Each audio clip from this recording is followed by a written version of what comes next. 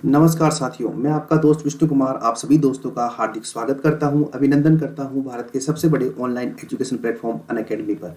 साथियों, ये चैनल है आपके लिए राजस्थान एग्जाम चैनल, जो आपके लिए डेडिकेट है कंप्लीट रूप से आरपीएससी और आरएसएम एसएसबी बोर्ड की जितनी भी अपकमिंग एग्जाम है उनके लिए। और इसी कड़ी में मैं विष्णु कुमार आपके साथ हूँ राजस्थान ज्योग्राफी, इंडियन ज्योग्राफी और वर्ल्ड ज्योग्राफी के लिए। साथियों, अनअकैडमी के प्लस कोर्स लेने के बहुत से फायदे हैं। नंबर एक, जितने भी एजुकेटर हैं उनके द्वारा जितनी भी क्लासेस ली जाती है वो आपको मिल जाएगी। नंबर दो, एजुकेटर आपको कंप्लीट तैयारी करवाएगा। नंबर तीन, आपको अनलिमिटेड लाइव एक्सेस मिलेगा 24/7, यानी आप कहीं भी कभी भी कितनी भी लाइव क्लासेस ले सकते हो जितनी आप में कैपेसिटी है। आप वीकली प्रश्नोत्तरी सेशन यहाँ पर कर सकते हो। यहाँ पर डाउट क्लियरिंग सेशन होता है, यानी हर तीसरी क्लास के बाद में एक डाउट क्लियरिंग सेशन होता है, ठीक है, जिसके अंदर आप अपने डाउट को क्लियर कर सकते हो और पीडीएफ डाउनलोड कर सकते हो, टेस्ट सीरीज ज्वाइन कर सकते हो, अच्छा गाइडेंस ले सकते हो। करना क्या है, अनअकैडमी का लर्निंग ऐप डाउनलोड करना है, उसके बाद आपके मोबाइल नंबर यहाँ पर रजिस्टर्ड करने हैं और अपने आप को सेल्फ वेरीफाई करना है भाई, ठीक है। और उसके बाद में फिर आप जो आगे बढ़कर या आरपीएससी सेक्शन में जाके प्लस पे क्लिक करके 24 मंथ्स के लिए आप कोर्स परचेज कर सकते हो, जिसका चार्जेस कितना होता है, केवल 350 रुपीज़ पर मंथ। आप चाहो तो 1 मंथ के लिए भी कोर्स ले सकते हो जिसका चार्जेज है 1400 रुपीज़। आप चाहो तो 3 मंथ्स के लिए भी कोर्स ले सकते हो जिसका चार्जेज है आपके 1167 पर मंथ, ठीक है। इसलिए 24 मंथ्स का चार्जेस आपके लिए कम है, केवल 350 रुपये महीना। तो आप बिल्कुल आराम से इस कोर्स को परचेज कर सकते हो भाई। चलो, इसी क्रम में आगे बढ़ते हैं। तो अगर हम मेरा रेफरल कोड विष्णु 1 का आप यूज करेंगे तो आपको 10% डिस्काउंट मिलेगा। तो 10% अगर आपको डिस्काउंट चाहिए तो विष्णु 1 रेफरल कोड का आप यूज कीजिए और आगे बढ़िए। साथियों, सक्सेस की सबसे खास बात क्या होती है, मेहनत करने वालों पर फिदा होती है, इसके अलावा कोई दूसरी कहानी नहीं है। तो मेहनत कीजिए और आगे बढ़िए। हमारा टॉपिक चल रहा था राजस्थान में पशुधन, जिसका पार्ट 2 आज हम जिसके बारे में डिस्कशन करेंगे। साथियों, आगे बढ़ते हैं। कल हमने बहुत सा डिस्कशन किया। हमारी जो पहली पशु गणना थी वो कब हुई, वर्तमान में कौन सी पशु गणना हुई, क्या इसकी खास बातें हैं, कितनी जो है संख्या में कमी आई, राजस्थान कौन कौन से पशुओं में कौन कौन से स्थान पर है और भारत की स्थिति क्या है, इन सब के बारे में हमने कंप्लीटली डिस्कशन किया था भाई, ठीक है। तो आ जाइए एक बार वापस शुरू करते हैं। पहली गणना आपके 2019 में 1919 में हुई और प्रत्येक 5 वर्ष में हुई। और 20वीं गणना आपके अक्टूबर 2018 से शुरू हुई, जिसकी रिपोर्ट आपके 16 अक्टूबर 2019 को जारी की गई। और ये जो गणना थी ये आपकी पहली डिजिटल गणना थी। और इसके अंदर देखिए, मत्स्य पशुपालन डेयरी मंत्रालय के पशुपालन से डेयरी विभाग ने 20वीं पशु गणना की रिपोर्ट आपको ये सौंपी गई। और ये गणना किसने करवाई, राजस्व मंडल अजमेर और पशुपालन निदेशालय जयपुर, इन दोनों ने मिलकर ये गणना की है भाई, ठीक है। राजस्थान उत्तर प्रदेश के बाद में 5,68,00,000 पशुओं की संख्या के साथ में दूसरे स्थान पर है। और इस गणना की बात करें तो इसके 2012 से 2019 के अंदर पशुओं की संख्या में कमी आई है और वह कमी कितनी है, 1.66%। इनके बारे में हमने चर्चा कर ली। यानी 5,77,00,000 पशु थे आपके 2012 में, जो भी 5,68,00,000 पशु रह गए हैं। इसका मतलब है पशुओं की संख्या में कमी आई है, बढ़ोतरी नहीं हुई। अब हम बात करेंगे ऊंट के बारे में। साथियों, ऊंट जो है हमारा बहुत ही ज़्यादा महत्वपूर्ण और बहुत ही ज़्यादा इम्पोर्टेंट आपके ऊंट है, जिसे आप बचपन से पढ़ते आए हो कि इसे राजस्थान का क्या बोलते हैं, रेगिस्तान का जहाज बोलते हैं, ठीक है। और इसके अंदर पानी की कैपेसिटी इतनी होती है कि एक बार पानी पी लेता है तो ये 7 दिन तक पानी की आवश्यकता महसूस नहीं करता। तो इसी गणना के अंदर ऊंट की अगर हम बात करें तो 19वीं गणना जो कि 2012 में हुई थी, उसके अंदर ऊंटों की संख्या आपके राजस्थान में 3,25,000 के आसपास थी। लेकिन 20वीं पशु गणना आपके 2,13,000 के आसपास, 20वीं पशु गणना की संख्या कितनी है, 2,13,000 ऊँटों की संख्या। यानी अब आप मुझे बताओ कि इसके अंदर कमी हुई है या वृद्धि हुई है। तो आपको भी दिख रहा होगा कि 3,25,000 से छोटा होता है 2,13,000, ठीक है। तो ये लगभग 34.69% की क्या हो गई, यहाँ पर कमी हो गई है। क्या हो गई है, कमी। तो ध्यान रखिएगा, इसको नोट कर लीजिएगा आप कि 34.69% की क्या है, यहाँ पर कमी हुई है। और ये कमी कहाँ पर हुई है, 19वीं पशु गणना से 20वीं पशु गणना के अंदर लगभग 34% की क्या हुई है, कमी हुई है, ठीक है। अब आप देखो कि 2014 के अंदर हमने राजस्थान के अंदर ऊंट को राज्य पशु घोषित कर दिया था पालतू पशुओं की श्रेणी में। 2016 के अंदर हमने ऊंट वध अधिनियम लगा दिया था और 2016 के अंदर ही हमने ऊंट प्रजनन प्रोत्साहन नीति को लागू किया, जिसके तहत अगर ऊंटनी के कोई बच्चा होता है, चाहे वो ऊंट हो चाहे ऊंटनी हो, तो उसको उसके पालक को जो है 10,000 रुपए की सहायता दी जाती है सरकार के द्वारा। इतनी योजनाएं चल रही है, उसके बावजूद भी आपके ऊंटों की संख्या में लगातार कमी आती जा रही है। ये वाकई में आपकी चर्चा का विषय है। आप जानते हो थार के मरुस्थल का सबसे ज्यादा भाग राजस्थान में है और राजस्थान के भौगोलिक क्षेत्र में भी 61% के ऊपर आपके थार का मरुस्थल है। तो ऊंटों की संख्या यहाँ पर बढ़नी चाहिए, कम नहीं होनी चाहिए, ये ज्यादा महत्वपूर्ण बात है। चलो आगे बढ़ते हैं इस क्रम में। ऊंटों की नस्लों के बारे में बात करते हैं जहां से प्रश्न आते हैं। तो ऊंटों की जब नस्लों के बारे में बात करते हैं तो आपको ये जानकर खुशी होगी, क्योंकि ऊंट जो है आपके राजस्थान के अंदर बहुत ज्यादा महत्वपूर्ण है और यहाँ पर एक बीकानेरी नस्ल पाई जाती है जो बड़ी ही महत्वपूर्ण है। और इस बीकानेरी नस्ल की फोटो जो है आप यहाँ पर देख पा रहे हैं। तो उससे पहले आप ये देखिए कि ऊंट जो है आपके राजस्थान के अंदर सबसे ज्यादा मिलते हैं, ठीक है ना, 84% के आसपास। अगर ऊंट को अगर राजस्थान में पूछे कि राजस्थान में सबसे ज्यादा कहाँ पर मिलते हैं, तो राजस्थान में सबसे ज्यादा ऊंट आपके जैसलमेर में और बीकानेर के अंदर सबसे ज्यादा संख्या में आपके ऊंट मिलते हैं। अगर आपसे सबसे कम पूछे कि सबसे कम ऊंट कहाँ पर मिलते हैं, तो आपके एक जगह है जिसका नाम है प्रतापगढ़, जो कि राजस्थान में सबसे नवीनतम जिला है, ठीक है, जो 2008 में बना था। यहाँ पर जो है आपके सबसे कम ऊंटों की संख्या है। तो ऊंट सबसे ज्यादा जैसलमेर और बीकानेर में है और सबसे कम कहाँ पर है, प्रतापगढ़ में है। आप भी जानते हो जैसलमेर राजस्थान का सबसे बड़ा जिला है और सबसे बड़ा मरुस्थलीय जिला भी जैसलमेर है, ठीक है। तो इसीलिए यहाँ पर आवाजाही का मुख्य साधन ऊंट होता है, इसीलिए ऊंट जो है आपके जैसलमेर में सबसे ज्यादा मिलते हैं भाई। नंबर 2, प्रतापगढ़ के अंदर सबसे कम मिलते हैं और राजस्थान ऊंटों के मामले में पहला स्थान है और इसे रेगिस्तान का जहाज कहते हैं।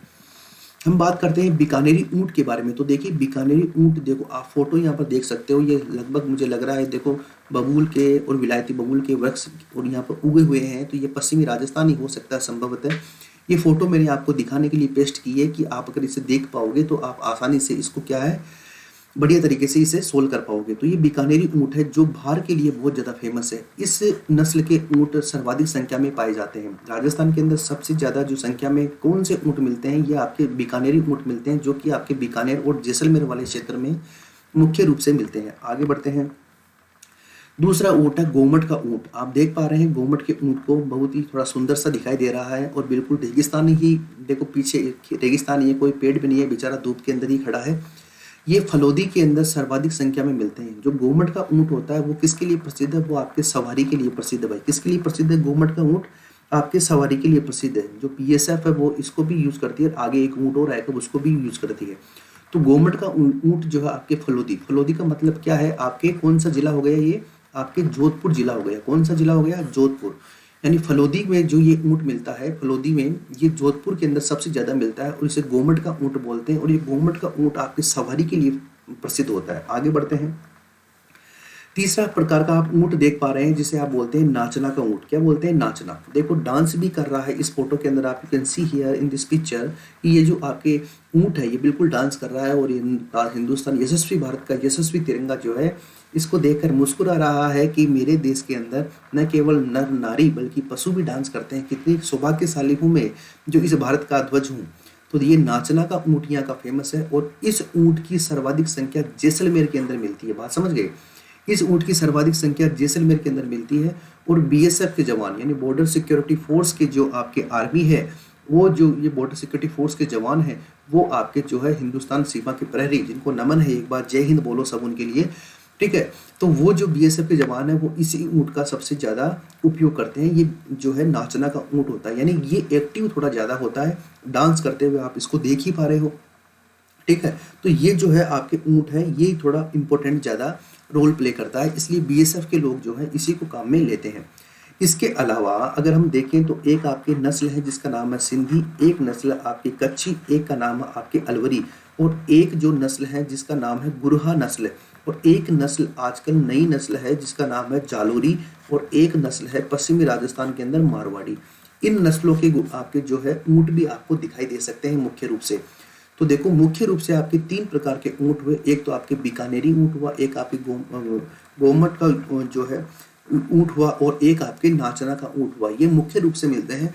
इसमें से नाचना का जो ऊंट है ये जैसलमेर में मुख्य रूप से मिलता है, गोमट का ऊंट आपके फलोदी जोधपुर में मिलता है और बीकानेरी जो है भारवाहक नस्ल है जो कि आपके बीकानेर में सबसे ज्यादा मिलती है। इसके अलावा सिंधी, कच्छी, अलवरी, गुरहा, जालोरी और मारवाड़ी, ये सभी ऊंट जो है आपके राजस्थान में सभी जगह पर मिलते हैं। सबसे ज्यादा ऊंट जैसलमेर में और सबसे कम ऊंट आपके प्रतापगढ़ में मिलते हैं भाई, ठीक है। और आपने कैलकुलेशन इसका देख ही लिया कि ऊंटों की संख्या की जो बात करें तो ऊंटों की संख्या के अंदर लगभग 34% की आपकी कमी हो गई है और ऊँट की लगभग ऊँटों की जो कुल संख्या है इसका 84% आपके राजस्थान के अंदर मिलता है। इस बात का ध्यान रखिएगा। वर्तमान में 2,13,000 ऊँटों की संख्या आपके राजस्थान में है। ये तो बात हुई ऊँटों के बारे में। अब देखो, ऊँटों के विकास के लिए राजस्थान सरकार ने बहुत ही अद्वितीय प्रयास किए हैं। उसके अंदर एक आपके राष्ट्रीय ऊँट अनुसंधान केंद्र, यानी आपके राजस्थान के अंदर एक ऊँट अनुसंधान केंद्र है जो कहाँ पर है, जोहड़बीड़ बीकानेर में है। ध्यान रखिएगा, जोहड़बीड़ बीकानेर के अंदर राजस्थान के अंदर एक आपके राष्ट्रीय ऊँट अनुसंधान केंद्र है जिसकी स्थापना ICAR, ठीक है ना, ICAR आपकी संस्था है जिसके द्वारा 1984 के अंदर इसकी स्थापना की गई थी, ठीक है ना। और ICAR का फुल फॉर्म क्या आता है, Indian council of agriculture research. Indian council of agriculture research यानी ये एक संस्था है आपके भारत सरकार की जो कि आपके एग्रीकल्चर के अंदर रिसर्च का काम करती है। इसी संस्था ने राजस्थान के अंदर ऊँट अनुसंधान केंद्र की स्थापना करी है। कहाँ पर, जोहड़बीड़ बीकानेर में। और कब करी है, 1984 में। इसके अलावा देखो, ऊँटनी का जो दूध होता है ये कैल्शियम मुक्त अवस्था के अंदर मिलता है, यानी कैल्शियम इसके अंदर मुक्त अवस्था के अंदर मिलता है, इसलिए ऊँटनी के दूध का दही कभी भी नहीं जम सकता। इसलिए ऊँटनी के दूध का दही कभी भी नहीं जम सकता। ये जो दूध होता है बड़ा पौष्टिक होता है एंड, ठीक है, कभी हड्डियों में कमजोरी आ जाती है, हड्डियाँ टूट जाती है, तो फिर इसके दूध को यहाँ पर सेवन किया जाता है जिससे उसकी हड्डियों के अंदर वापस ही ज़्यादा बैकअप जो है जो बाउंस बैक है बहुत जल्दी होता है भाई, ठीक है। इसके अलावा कुछ इंपॉर्टेंट फैक्ट और हैं। आपने नाम सुना होगा राजस्थानी भाषा के अंदर टोल्डिया और राजस्थानी भाषा के अंदर टोल्डी। तो टोल्डिया या टोल्डी क्या होता है, राजस्थानी भाषा में कई बार पूछ ले जाता है। तो ये जो मेल ऊँट होता है आपके, ठीक है ना, ऊँट होता है मेल, ठीक है ना, और एक ऊँट होता है आपके फीमेल, ठीक है ना, ऊँटनी। तो ये जो इनके जो बच्चे होते हैं इनको टोल्डा या टोल्डी के नाम से जानते हैं, यानी ऊँटनी के जो बच्चे होते हैं अगर मेल है तो उसे टोल्डिया कहते हैं, अगर फीमेल है तो उसे टोल्डी कहते हैं, ठीक है। ऊँटों के साथ रहने वाले जो व्यक्ति होते हैं, ऊँटों के साथ जो व्यक्ति चलते हैं, जो रेबारी जाति के मुख्य रूप से होते हैं, उन्हें क्या बोलते हैं, ऊँट के साथ रहने वाले जो व्यक्ति होते हैं उन्हें क्या बोलते हैं, कतरिया बोलते हैं। ऊँट के साथ रहने वाले व्यक्तियों को क्या बोलते हैं, कतरिया के नाम से जानते हैं भाई, ठीक है ना। ऊँटों के अगर कोई आपसे पूछे कि ऊँटों के देवता कौन से हैं, तो ऊँटों के देवता आप जानते हो, ऊँटों के देवता पाबूजी को कहते हैं। किसको कहते हैं, पाबूजी, हमारे लोक देवता हैं श्री पाबूजी, इन्हें क्या बोलते हैं, ऊँटों के देवता बोलते हैं। ऐसे ही अगर आपसे पूछे कि ऊँटों की देवी कौन सी है, ऊँटों की देवता श्री पाबूजी है, तो ऊँटों की देवी कौन सी है, तो ध्यान रखिएगा आपके एक देवी है जिसका नाम है अंता देवी। श्री अंता देवी माता जी का मंदिर है, अंता देवी माता जी का मंदिर है, और ये माता जी का मंदिर आपके कहाँ पर है, बीकानेर में है। कहाँ पर है, बीकानेर में। इन्हें क्या बोलते हैं, आप ऊँटों की देवी बोलते हो। तो टोल्डा टोल्डी हो गया, कतरिया हो गया, और श्री बाबूजी इनके देवता हो गए, अंता माता जी इनकी देवी हो गई। इसके अलावा आप जानते हो ऊँट एक आभूषण पहनता है, और उस आभूषण का नाम भी आप जानते हो, उस आभूषण को आप बोलते हो गोरबंद। क्या बोलते हो, गोरबंद। ये ऊँट के अंदर गले के अंदर पहने जाने वाला एक आभूषण होता है गोरबंद। और गोरबंद ये देखो, आप यहाँ देख पा रहे हो, इसके अंदर ये देखो, यहाँ पे ये जो आभूषण पहन रखा है इसको क्या बोलते हैं, आप गोरबंद के नाम से जानते हैं। और गोरबंद आपके राजस्थान के अंदर एक गीत भी है, ठीक है। इसके अलावा हम बात करें ऊँट का जो महोत्सव होता है जिसको बड़े ही धूमधाम से मनाते हैं, तो ऊँट का जो महोत्सव होता है, ऊँट महोत्सव, वो कहाँ पर मनाया जाता है, वो आपके सबसे ज़्यादा ऊँट आपके बीकानेर में मिलते हैं, जैसलमेर में मिलते हैं, लेकिन बीकानेरी ऊँटों की संख्या ज़्यादा है, इसलिए बीकानेर के अंदर जो है आपके ऊँट महोत्सव का आयोजन किया जाता है। अगर आपसे पूछे कि ऊँट महोत्सव हो गया, लेकिन अगर आपसे पूछे कि ऊँट का मेला कहाँ पर लगता है, तो ध्यान रखिएगा ऊँटों का मेला आपके पुष्कर जो है, आपके तीर्थ है यहाँ पर पुष्कर, और पुष्कर कहाँ पर है, अजमेर में है। यहाँ पर जो आपके मेला लगता है वो ऊँटों के लिए बड़ा फेमस होता है, जो आपके राजस्थान का सबसे बड़ा और राजस्थान का सबसे रंगीला मेला भी बोलते हैं उसको, अजमेर के अंदर ये लगता है। अगर जिस प्रकार आपने टाइगर मैन का नाम सुना है, वैसे ही आपने अगर नाम सुना हो एक कैमल मैन का, कैमल मैन किसे बोलते हैं, तो एक व्यक्ति है जिन्होंने आपके राजस्थान के अंदर ऊँटों के संरक्षण के लिए बहुत अथक प्रयास किए हैं, और उनका नाम है अशोक टांक। क्या नाम है, अशोक टांक। और अशोक टांक को राजस्थान के अंदर कैमल मैन के नाम से जानते हैं। इस बात का विशेष ख्याल रखिएगा, एग्जाम के अंदर पूछा जा सकता है कि राजस्थान के अंदर कैमल मैन कौन है। टाइगर मैन कौन है, कैलाश सांखला है, वैसे ही कैमल मैन कौन है, श्री अशोक टांक है। अगर आपसे पूछे कि राजस्थान के अंदर ऊँटों के टूरिज्म को बढ़ाने के लिए कैमल सफारी का कहाँ पर आयोजन किया जा रहा है? कैमल सफारी, कैमल का मतलब ऊँट, सफारी का मतलब घूमना होता है। तो आपके सम एक जगह है जो आपके कहाँ पर है, जैसलमेर में है। यहाँ पर क्या है, कैमल सफारी का आयोजन किया जाता है हमेशा। कभी जाओ आप तो इसको जरूर देखिएगा। अब देखिए, ऊँट की जो खाल होती है इसके ऊपर एक कला होती है, कला, उस कला को बोलते हैं हम उस्ता कला। क्या बोलते हैं? उस्ता कला। उस्ता कला तो होती है वो आपके ऊँट की खाल के ऊपर की जाने वाली कला है, और ये बीकानेर के अंदर मुख्य रूप से की जाती है। बीकानेर के अंदर एक व्यक्ति है जिसका नाम है हिसामुद्दीन उस्ता, जो इस कला के अंदर सिद्धहस्त है। ठीक है। इसके अलावा एक कला और है जिसका नाम है जट कटराई। जट कटराई, जट कटराई क्या होती है साथियों? जो जिंदा ऊँट होता है, जिंदे ऊँट के जो बाल होते हैं, उस जिंदे ऊँट के जो बाल होते हैं उन बालों की क्या डिजाइनिंग की जाती है। जैसे अपन कटिंग करवाते हैं ना, साइड कटिंग करवाई, यहाँ से छोटे करवा लिए, तो वैसे ही उसकी डिजाइनिंग की जाती है बालों के ऊपर, जिसे बोलते हैं जट कटराई। क्या बोलते हैं? जट कटराई। यानी आप यूं कह सकते हो कि जो आपके जिंदा ऊँट होते हैं, ठीक है ना, उनके बालों पर, जिंदा ऊँट होते हैं ना, उनके बालों बालों पर क्या की जाती है?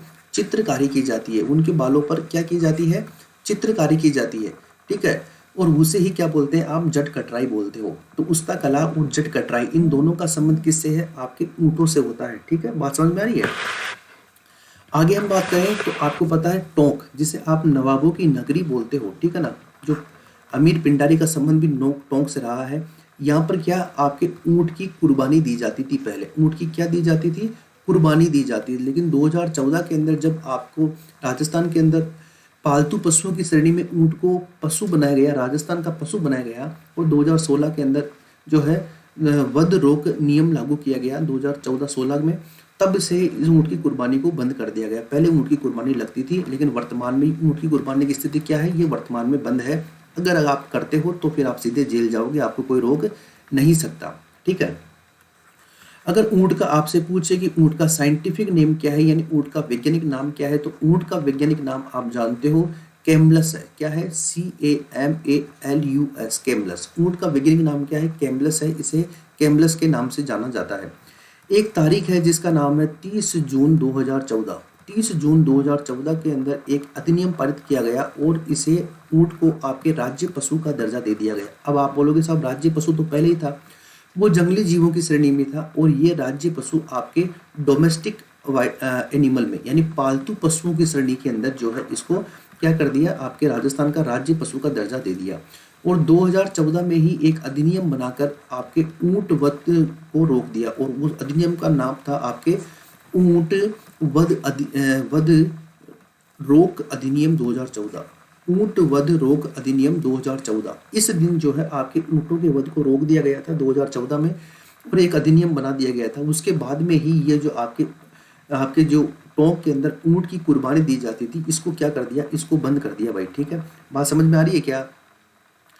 तो ये कुछ बातें थी। इसके अलावा एक होता है आपके कुछ इसके वस्त्र भी होते हैं। ऊँट के कुछ वस्त्र होते हैं। जब ऊँट सजता है तब वो क्या क्या पहनता है? वो एक तो पहनता है आपके काठी, एक पहनता है वो आपके गोरबंद, एक पहनता है काठी, एक पहनता है आपके गोरबंद, एक वो जो उसके पैर होते हैं वहाँ पर एक वस्त्र पहनता है जिसे बोलते हैं गोडिया, और मुंह के ऊपर एक वस्त्र पहनता है जिसका नाम है मोरखा। ये सभी क्या है? ये सभी ऊँट के पहनावे हैं। क्या है? ऊँट के पहनावे। अब चूंकि हम राजस्थान के हैं, और राजस्थान के अंदर ऊँट पूरे भारत में सबसे ज़्यादा है, और राजस्थान के अंदर ऊँटों की कुर्बानी भी नहीं लगती है, और राजस्थान जो है पालतू पशु भी है। ठीक है। और हमारे 61% भाग पर आपके जो है राजस्थान के अंदर ऊँट मिलता है, और पूरे भारत का 84% ऊँट आपके राजस्थान में मिलता है। इसलिए ऊँट के बारे में हम जितना जाने उतना ही कम मानते हैं, या हम जितना जाने ऊँट के बारे में उतना ही क्या है? कम है। तो ये कुछ खास बातें हुई आपके ऊँट के बारे में। एक बार वापस रिपीट कर लेते हैं ऊँट को। ऊँटों की संख्या आपके राजस्थान में 2,13,000 है, जो 19वीं गणना के मुकाबले 20वीं गणना के अंदर 34.69% की कमी हो गई है इसके अंदर। ऊँटों की नस्लों की बात करें तो सबसे इम्पोर्टेंट नस्ल है बीकानेरी, जो सबसे ज़्यादा संख्या में मिलती है, और ये ऊँट जो है सबसे ज़्यादा आपके जैसलमेर में और सबसे कम प्रतापगढ़ में मिलते हैं। और बीकानेरी ऊँट भारवाहक है। फलोदी जोधपुर के अंदर एक ऊँट की नस्ल मिलती है जिसका नाम है गोमट। ठीक है ना, और ये सवारी के लिए प्रसिद्ध है। नाचना का ऊँट आपके BSF यूज करती है, और ये जैसलमेर में सबसे ज़्यादा मिलते हैं। इसके अलावा सिंधी, कच्छी, अलवरी, गुरहा, जालोरी और मारवाड़ी अन्य नस्लें हैं। ऊँटों के लिए जो संस्थान बनी हुई है, रिसर्च सेंटर है, जो ICAR ने 1984 में स्थापित किया गया था, वो जोहड़बीड़ बीकानेर के अंदर स्थापित किया था। ऊँटनी के दूध जो है कैल्शियम मुक्त अवस्था में मिलता है, इसलिए उसका दही नहीं जमता। टोल्डिया या टोल्डी क्या होती है? ऊँट का बच्चा होता है। आभूषण क्या होता है? गोरबंद। ऊँट महोत्सव बीकानेर में मनता है। ऊँटों का मेला पुष्कर अजमेर में लगता है। ऊँटों के लिए संरक्षण के लिए श्री अशोक टांग सर ने बहुत अच्छा काम किया, इसे उन्हें केमल मैन बोलते हैं।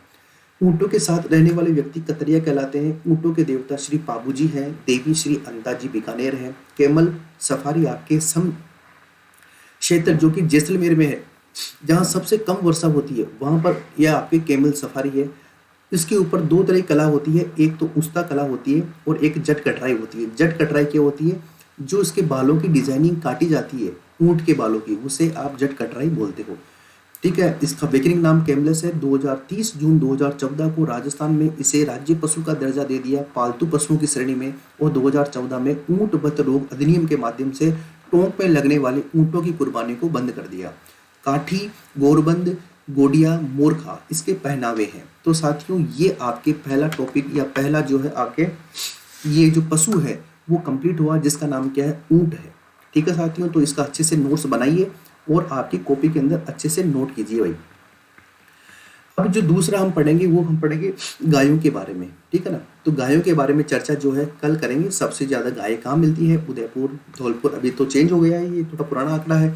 19वीं गणना से 20वीं गणना के अंदर हम बात करें तो गायों की संख्या के अंदर बढ़ोतरी हुई है, ये अच्छी बात है। ठीक है ना, गायों की संख्या में क्या हुई है? वृद्धि हुई है। 19वीं गणना की बात करें तो 13.3 मिलियन यानी 1,33,00,000, और 20वीं गणना की बात करें तो 1,39,00,000 गायों की संख्या है। तो बढ़ोतरी हुई है कि नहीं हुई है? बढ़ोतरी हुई है आराम से। तो एक बार इसको हम चर्चा ही कर लेते हैं, फिर उसके बाद में इसके अलावा कल देखेंगे। अगर 19वीं गणना की बात करें तो 19वीं गणना में 1,33,00,000 गायों की संख्या थी। अगर 20वीं गणना की बात करें तो 1,39,00,000 गायों की संख्या है। ठीक है, और गायों के अंदर वृद्धि हुई है कि कमी हुई है? तो कोई भी बता देगा कि गायों की संख्या में 2012 की पशु गणना के मुकाबले 2020 की 19 की गणना के अंदर वृद्धि हुई है। और ये वृद्धि कितनी हुई है? ये 4.41% की वृद्धि हुई है। ठीक है, राजस्थान जो है गायों के अंदर छठा स्थान है। ठीक है, राजस्थान में सर्वाधिक गायें आपके बीकानेर में मिलती है। कहाँ पर मिलती है? बीकानेर में मिलती है। पहले आपके उदयपुर में थी। और सबसे कम गायें आपके कहाँ पर मिलती है? धौलपुर में मिलती है। तो देखो, राजस्थान में गायों की संख्या वर्तमान में 1,39,00,000 है। वृद्धि 4.41% की हुई है। ठीक है, मध्य प्रदेश पहले स्थान पे है गायों की संख्या में, और राजस्थान आपके छठे स्थान पे है। सर्वाधिक गायें आपके बीकानेर में, और सबसे कम गायें आपके कहाँ मिलती है? धौलपुर में। ठीक है, तो ये कुछ गायों की बात हुई। इसके आगे जो चर्चा है पूरी नस्ल के साथ मैं आपको फोटो दिखाते हुए पूरी चर्चा करूंगा, और उसके साथ में हम गायों वाला टॉपिक कंप्लीट करेंगे साथियों कल। तो आज के लिए इतना ही है साथियों। स्वस्थ रहिए, खुश रहिए, मस्त रहिए, और अपनी तैयारी को लगातार अच्छे से आगे बढ़ाइए, जिससे आपकी जो तैयारी है उसमें कहीं भी कमी नहीं आए मेरे प्यारे साथियों। आज के लिए नमस्कार। अपना ध्यान रखिए, कोरोना से बचाव रखिएगा। जय हिंद, जय भारत।